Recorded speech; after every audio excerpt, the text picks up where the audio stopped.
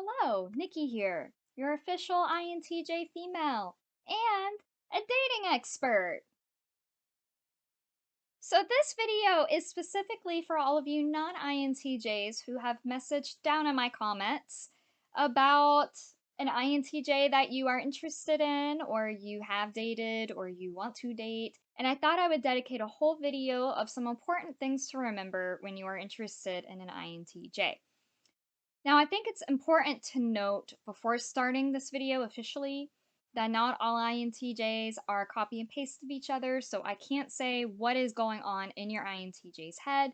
We can't make assumptions about trauma and how they could be using that trauma to relate to the world or how that could affect how they're relating to you. And we also can't assume, unless your INTJ has specifically said, that they are into you romantically. So please keep those things in mind when handling an INTJ. So, the first thing to remember when handling an INTJ in any capacity is you need to be open minded. When friends meet me, they have one view of me, and then they get to know me, and then they have another view of me. And it's sort of like an ongoing thing of me constantly confusing and surprising the people that are closest to me. That is often because our dominant function is internal intuition, and our auxiliary function is extroverted thinking. What you see is extroverted thinking. You know, plans, goals, poor bedside manner, or really cold and unfeeling. Um, but that's not necessarily what is going on in here and even in here. So you have to be open minded, and you can't just automatically make assumptions about your INTJ based off of what you're seeing. We take time to open up, and we may even seem to shapeshift a little bit depending on the individual that we're interacting with. And what I mean by that is a lot of us INTJs have learned survival skills. And if you're interacting with your INTJ in a workplace, they might seem a little more talkative or even a little more outgoing than we really are, for the simple fact that depending on that job, your INTJ might just not be allowed to be themselves. And that is just reality. I think that affects everybody and everything. And yet people still have this desire to put everybody in this box and say, oh, this is what this person is. And when they do something that's not within that box, confusion. So be open minded. If you don't like to learn, if you don't like to grow as a person, if you have a very this is the way things are, this is how the world is sort of attitude, you might have a hard time connecting with your INTJ in a real deep, passionate way. Because we like to talk about life, and we like to talk about philosophy, and we like to talk about science, and we like to talk about things we find interesting, whatever that may be. And we like to really dissect and analyze and think about those things. And another thing as well is just because I'm an INTJ doesn't mean I'm not spontaneous. It doesn't mean I can't just go with the flow and have fun and take things as they come. We INTJs get such a bad rap for being these cold, like, sticklers, or like, where people will view us as aliens or just these weird creatures that don't operate right. And a lot of that is because those individuals are closed minded. The next one, and this one I think is probably equally as important as open minded, is you must be patient with your INTJ. We all open up at our own pace. If your INTJ is like me, I can talk about things all day long. I can tell you about my dad, or about past friends, or about my school life. I can talk to you about my deepest, darkest moments. What this shows, and what this says, and what this thinks, and what this feels doesn't always match up. So you just need to be patient and let your INTJ express their emotions to you at their own pace. And the harder you pry, the more you expect, the more you demand, the more they will clam up, and the faster your INTJ will leave.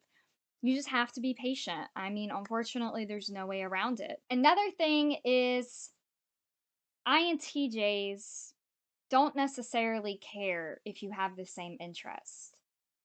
What we want somebody to be is authentic.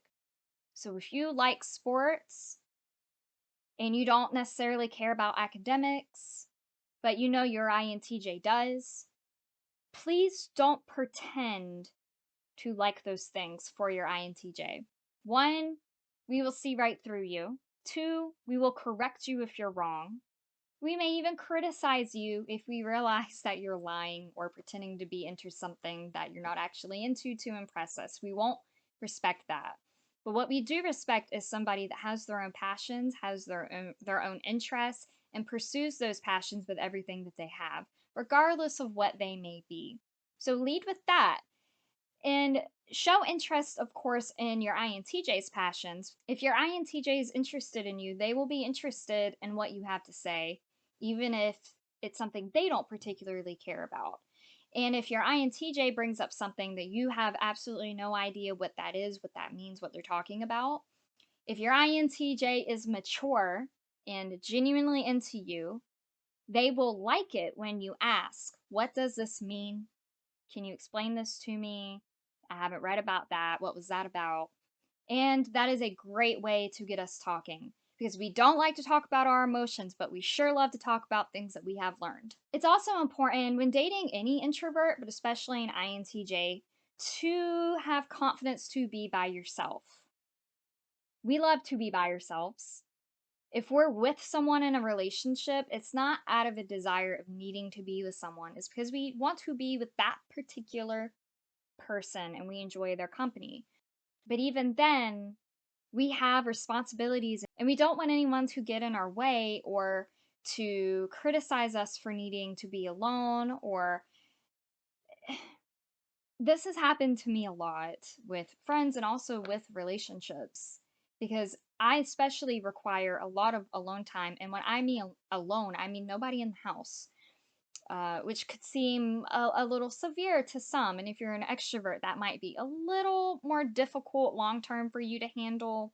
And if you're an introvert, that has its own set of issues because you could very well be the same way and the relationship could not have enough emotional growth between you.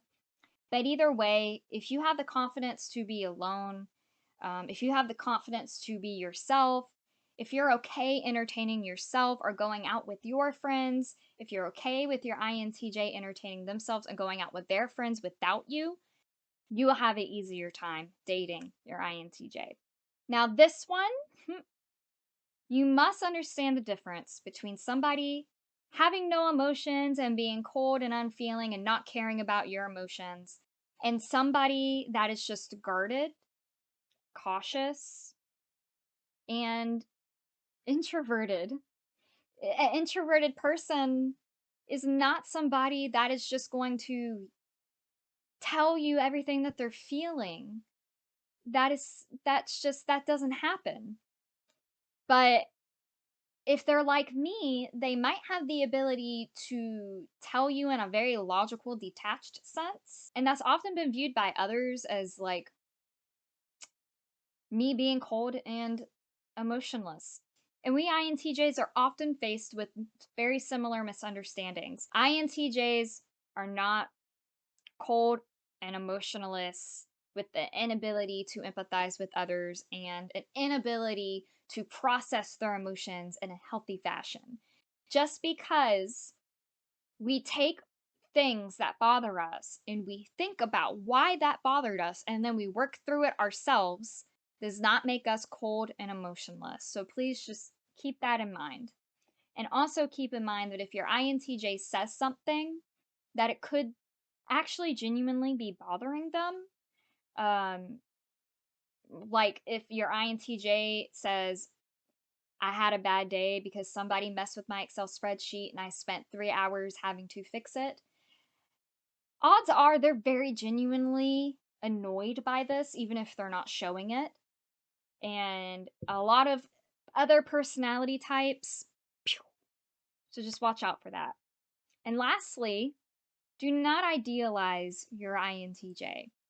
I think it's natural for everybody to have an idea of someone in their head because we want to learn about someone and figure them out, and we want to know what makes them tick and what makes them happy. But that is a little different than literally idealizing someone, like putting them on a pedestal and thinking they are just this cool, mysterious, sexy person. It's just don't do that, because honestly, we're actually really quite shy, um, a little insecure in some ways. We don't like being vulnerable, which, in my opinion, is a weakness, is a very big weakness, because it takes strength to be vulnerable and be open and to love fearlessly and openly.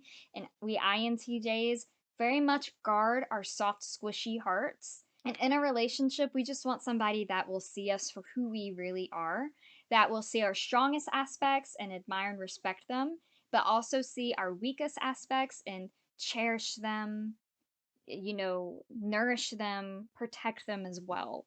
And if you have it in your mind that your INTJ is built up to be a particular way, you're kind of stopping yourself from getting to know your INTJ deeper. All right, guys, so just a couple of short things to remember. All INTJs are different. I cannot stress that enough. We don't enjoy stereotypical relationships and general dating procedures, if you will. And it's not a matter of not understanding them, it's a matter of genuinely not caring for them. We want real, deep conversation, and we don't want to waste our time talking about the weather unless you're talking about some cool scientific fact about the weather. All right, guys, so I hope you found this video a little informative. If you're a non-INTJ and you haven't seen my past videos, please check them out. It's me giving a couple of story times about the things I've been through as an INTJ, and it may perhaps help you clue in into what goes on inwardly within an INTJ, that part of them that they don't express to others. So please check those out, and I'll look forward to seeing you in the next one. Bye, guys.